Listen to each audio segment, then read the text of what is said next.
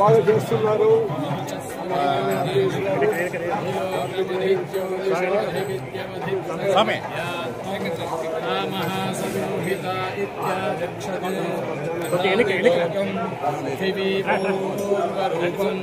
యౌరుత్తరరూపం ఆకాశస్సంధిః వాయుస్సంధానం విక్రదిలోకం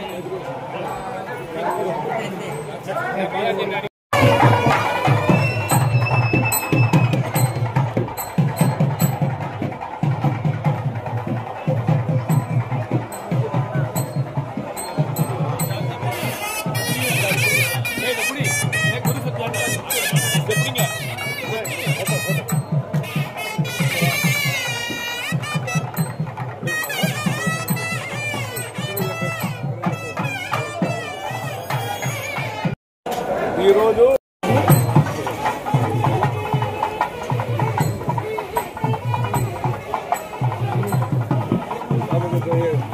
ఏనుగురు కూడా తీసుకోవాలి.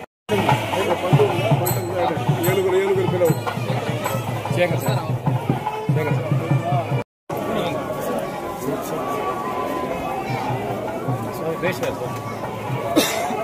అవునవును రామకృష్ణ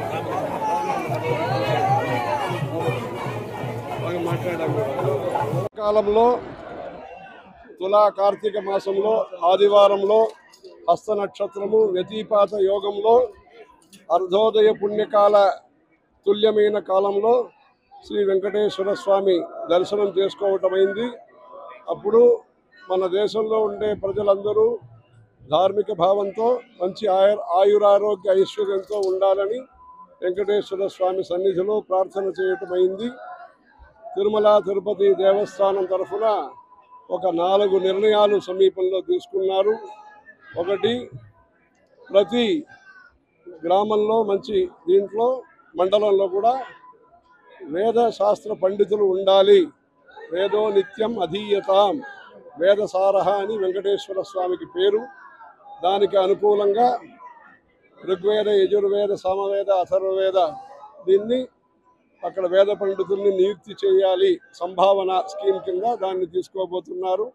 అది మొదటి విషయము.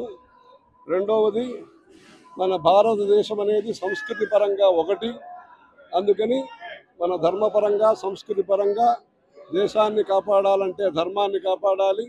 ధర్మాన్ని కాపాడితే అందరినీ మనం కాపాడవచ్చు. ధర్మో రక్షతి రక్షిత అని.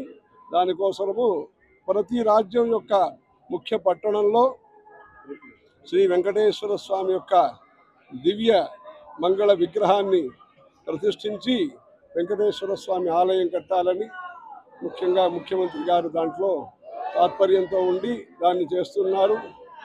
నాలుగవది, ఇక్కడ అందరూ వస్తున్నారు, అన్ని వసతులు అన్నీ ఉన్నాయి, అన్నదానం అన్నీ ఉంటుంది, బాగుంటుంది. ఇక్కడ గ్రామంలో ఉండే పల్లెటూరులో ఉండే వాళ్ళకి భారతదేశంలో ఇప్పుడు నీటి సౌకర్యం చేస్తున్నారు ప్రభుత్వాలు.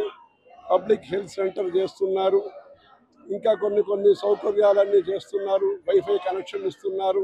ఇట్లా లౌకిక సౌకర్యాలన్నీ చేస్తున్నారు. దీనివల్ల ఉద్యోగాలు వస్తాయి, కడుపు నిండుతుంది. కానీ మనిషిగా ఉండటానికి, మంచి స్వభావంతో ఉండటానికి, మానవతా విలువలతో అనేక భాషలు అనేక సాంప్రదాయాలు ఉండే మన దీంట్లో అందరూ కూడా ఐకమత్యంగా సుముఖంగా ఉండి సుఖంగా ఉండటానికి ఒక మందిరం అనేది అవసరము. అందుకని 5000 గ్రామంలో పల్లెటూరులో ముఖ్యంగా పేదవాళ్ళు అందరూ ఉండే చోట్ల వాళ్ళ ధార్మిక వికాసం కోసం, లౌకిక వికాసం కోసం ప్రభుత్వ పథకాలు ఉంటాయి. తిరుమల తిరుపతి దేవస్థానం అనేది భారతదేశంలో ముఖ్యమైన దేవస్థానము.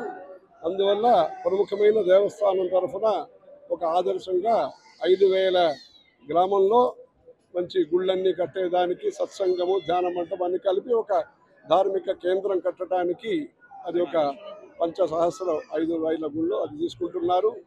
తర్వాత అన్నప్రసాద్ ఇక్కడ ఎలా చేస్తున్నారో అలా తిరుమల తిరుపతి దేవస్థాన యాజమాన్యంలో ఉండే గుళ్ళన్నింటిలో కూడా అన్నప్రసాదం అనేది భక్తులకి అందించేదానికి ఒక బృహత్తరమైన 4 పథకాలు తీసుకున్నారు.